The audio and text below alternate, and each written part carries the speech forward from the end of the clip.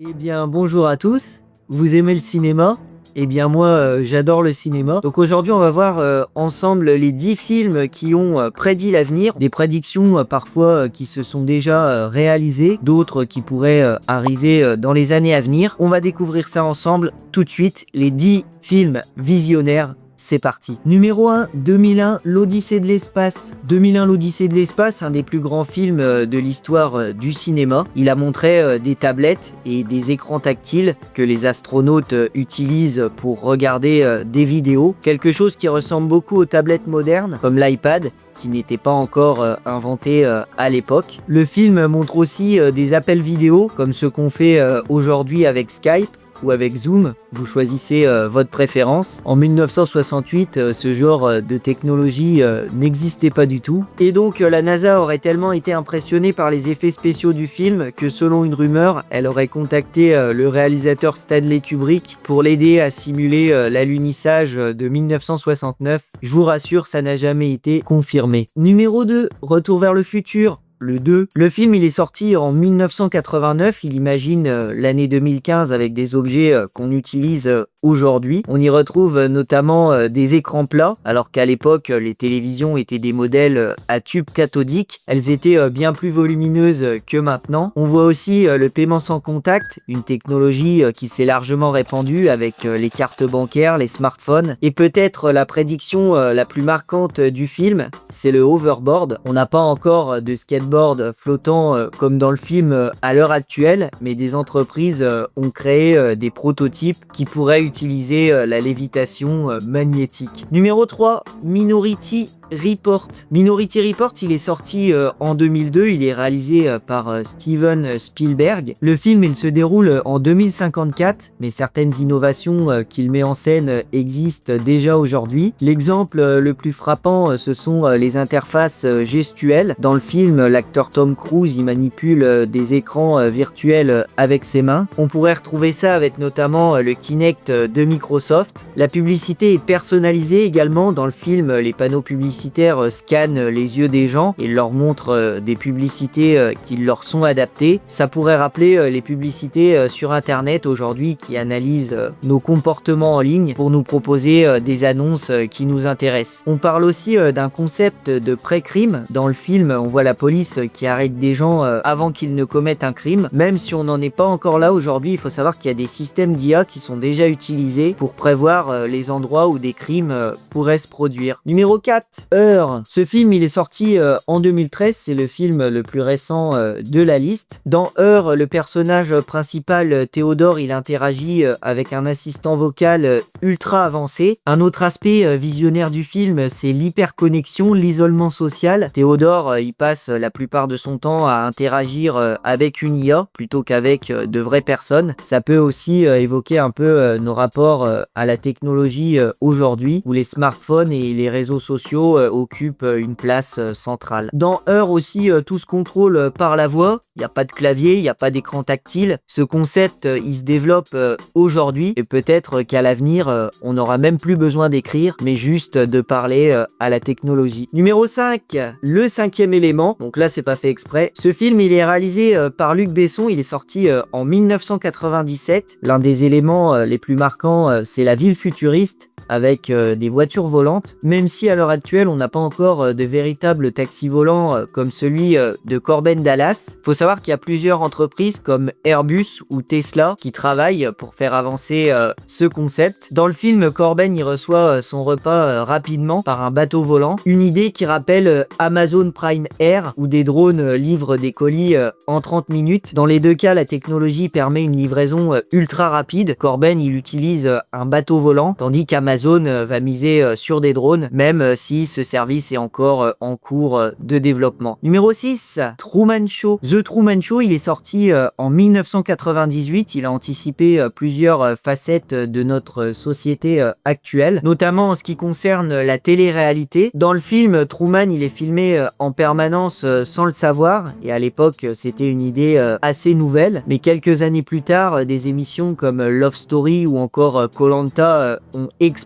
On s'est mis à filmer des anonymes en en continu, exactement comme Truman. Et aujourd'hui, avec les réseaux sociaux, les influenceurs, c'est encore plus développé. Il y a beaucoup de gens qui mettent en scène leur propre vie, un peu comme si on était tous dans notre propre Truman Show. Et pour la petite anecdote un petit peu bizarre, après la sortie du film, des psychiatres ont identifié un trouble qui s'appelle le syndrome de Truman. Il y a des personnes qui sont convaincues que leur vie c'est une mise en scène et qu'elles sont secrètement filmé. Numéro 7, Wall-E. Wall-E, il est sorti en 2008. Il a anticipé plusieurs évolutions technologiques. Dans le film, la Terre, c'est devenu une énorme poubelle à cause de tous les déchets laissés par les humains. Le film, il parle aussi de notre dépendance à la technologie. Sur le vaisseau Axiom, les gens passent leur vie assis. Ils sont scotchés à leur écran. Ils sont incapables de bouger sans l'aide de leur fauteuil flottant. Ça peut rappeler un peu notre époque où on passe des heures devant nos téléphones et les ordinateurs. On bouge de moins en moins. Dans le film, il y a aussi l'intelligence artificielle et les robots. Ils font tout à la place des humains, un peu comme les IA et les machines d'aujourd'hui qui remplacent des emplois et qui peuvent même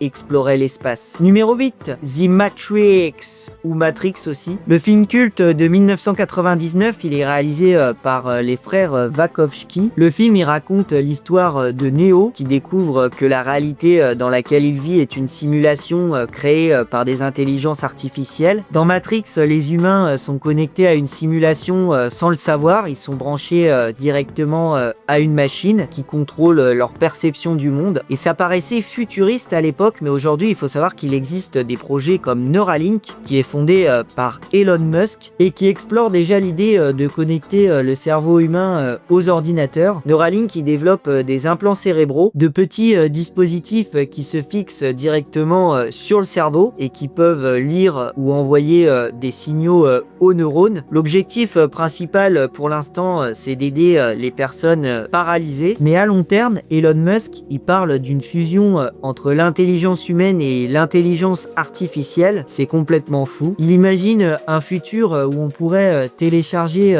des connaissances directement dans notre cerveau, un peu comme Neo qui apprend le kung-fu en quelques secondes. Donc l'idée de connecter notre cerveau directement à une machine, qui semblait de la pure science-fiction en 1999, c'est un concept qui pourrait devenir réalité. Numéro 9, Metropolis. Metropolis, il est réalisé par Fritz Lang en 1927. L'action se déroule dans une ville futuriste qui est divisée en deux classes sociales. D'un côté, on a les riches qui vivent dans des jardins suspendus, tandis que de l'autre, on a les ouvriers qui travaillent dans des conditions de plus en plus difficiles et sous terre. Le film, il montre une société où les riches y profitent de la technologie, pendant qu'on a les ouvriers, les pauvres, qui souffrent puisqu'ils sont exploités par celle-ci. Le film, il aborde également le thème du robot avec la fameuse création de la femme machine. Dans le film, elle s'appelle Maria et c'est assez visionnaire parce qu'aujourd'hui, on développe des robots, des intelligences artificielles qui sont capables d'imiter les comportements humains. On a des chatbots, des avatars virtuels qui peuvent interagir de manière réaliste avec nous. Et donc ainsi, bien que le film ait été réalisé dans les années 1920, il a anticipé plusieurs concepts modernes qui sont liés aux inégalités sociales et il a anticipé la robotisation de l'humanité. Et numéro 10, donc mon film favori, le plus beau film de l'histoire du cinéma, donc Blade Runner. Blade Runner de Ridley Scott qui est sorti en 1982. Il a prédit beaucoup de choses, il a fait beaucoup de prédictions diverses, mais je voulais m'attarder sur l'une d'elles en particulier. Ce qui est fou, c'est que Blade Runner nous montre un futur sombre qui ressemble un peu à ce qu'on peut voir aujourd'hui avec la pollution, la technologie qui est partout. Il y a presque plus de nature dans le film. Il nous montre une ville qui est toujours sous la pluie avec des néons, des usines, un air qui semble irrespirable. Ça fait peur, mais on parle aussi un peu d'une mise en garde. On voit déjà aujourd'hui des signes de ce futur avec la pollution qui augmente, les océans qui sont remplis de plastique, des villes qui deviennent de plus en plus grises. Si on ne fait rien, on pourrait vraiment finir dans un monde